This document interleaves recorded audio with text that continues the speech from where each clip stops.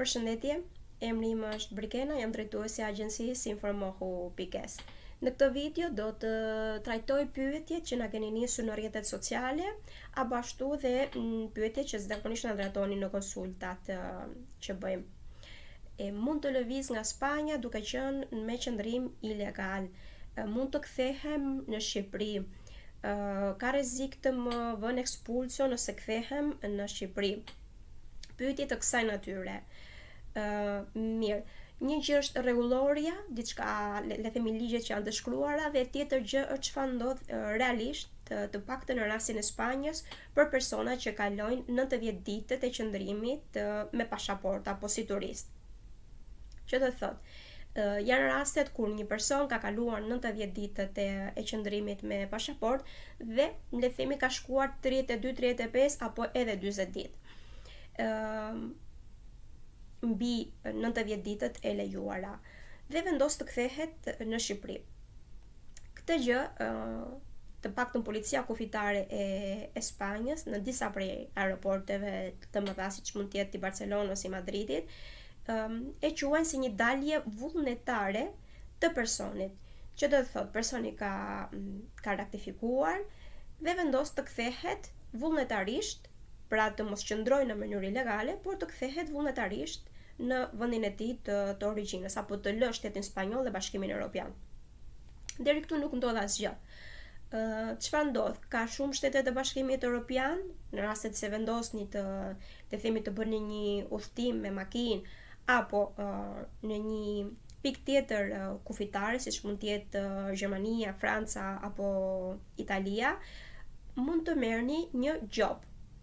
Zakonisht jobat bëhen për çdo ditë të kaluar. Shumat variojnë pak a shumë në bazë të shtetit, por janë diku tek 110 euro për çdo ditë. Deri këtu le themi që personi ja del pash vetëm me një pagesë të gjobës.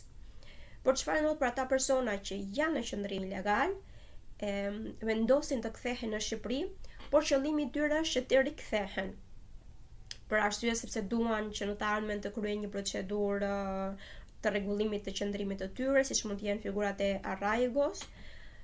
Për këta persona, unë do të këshilloja, ashtu siç këshillon edhe ligji, të evitojnë le themi lëvizjet nga shteti spanjoll, për faktin që figurat e arraigos të detyrojnë që të rish këto vite para se të bëhet kërkesa brenda shtetit spanjoll, pa lëvizur.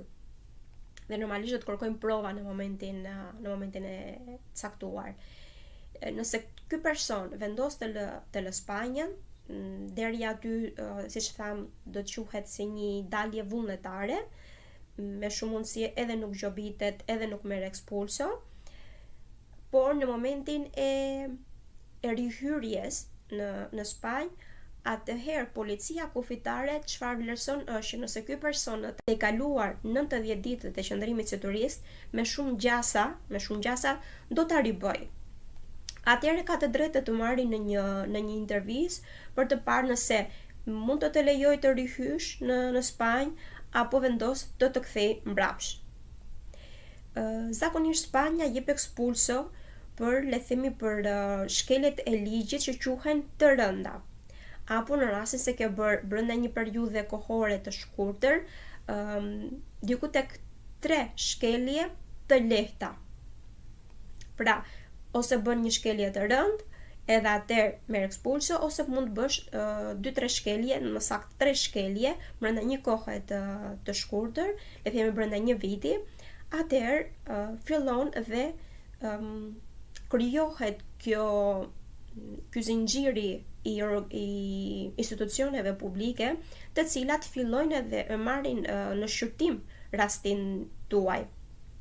Ka institucione publike, siç mund të jetë komisaria apo policia kufitare, vetë komuniteti ku keni të deklaruar adresën, që fillojnë këtë rrugë dhe merr një vendim të cilën normalisht keni të drejtën ta apeloni apo ta kundërshtoni, por që vetë shteti vepron pas një lloj denoncimi nga një palë tretë, vetë shteti ka të drejtën të veprojë në rastet e një shkelje të rëndë për t'u përjashtuar, për t'u larguar nga Spanja, si quhet, expulso. Dhe zakonisht vendoset për 5 vite dhe njihet për të gjithë shtetet e Bashkimit Evropian. Mirë, përmenda që janë shkelje të rënda apo shkelje të lehta të përsëritura në një kohë të shkurtër. Kush hyn tek shkeljet e rënda? Pse dënohet me expulso shkelja e rëndë? Sepse shkelja e rëndë në pjesën e emigracionit për të huaj që janë në Spanjë përfshin qëndrimi në formë ilegale, pra je i pa dokumentuar, nuk ke një kartë rezidence që të lejoj të jetosh në Spanjë, nuk e kryer rinovimin, nëse ke pasur më përpara një kartë, nuk e kryer rinovimin e kësaj karte, pra të ka mbaruar kjo leje qëndrimi. Hyn në rastet kur ke kryer një martesë apo pareja de hecho, siç njihet, pra një bashkëjetesë në formë ilegale, le themi disi, sepse nuk është një marrëdhënie sentimentale reale. Në qoftë se personat, institucionet përkatëse kuptojnë që kjo lidhje nuk është reale, atëherë aty mund të nisë një procedurë për expulso. Në rastet e punësimit dhe të mos ish i deklaruar në sigurimet shoqërore, edhe kjo është arsye tjetër për marrje të expulsos. Pra gjithçka, le të themi, që ka të bëjë me mashtrimin, me gjëra jo të vërteta ndaj shtetit, siç mund të jetë një empadronamiento, një marrje një certifikate banimi në një vend, në një shtëpi që realisht nuk jeton aty. Pra çdo gënjeshtër e thën shtetit i jep mundësinë për të vënë një expulso, sepse quhen shkelje të rënda në pjesën e emigracionit. Edhe expulso normalisht, si thash, janë 5 vite që nuk të lejojnë të hysh në territorin spanjoll, edhe atë të Bashkimit Evropian. Dhe patjetër tek shkeljet e rënda, përveç temave të emigracionit, hyn edhe pjesa tjetër e krimeve, siç mund të jetë krimi i organizuar, trata e njerëzve, apo marrja me lëndë narkotike e shumë të tjera që pastaj trajtohen edhe në kodin penal të shtetit spanjoll. Duke ju kthyer një përgjigje të shkurtër pyetjeve nëse mund të udhëtoni pa problem për të lënë Spanjën në momentin që keni kaluar 90 ditët e qëndrimit, zakonisht po, do t'ju lënë të largoheni duke e quajtur si një dalje vullnetare. Varet gjithmonë edhe pak nga personi të cilën do të keni në pikën kufitare që do të kontrollojë pasaportën.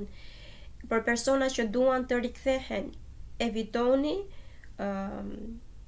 fluturime apo udhëtimet jashtë shtetit spanjoll.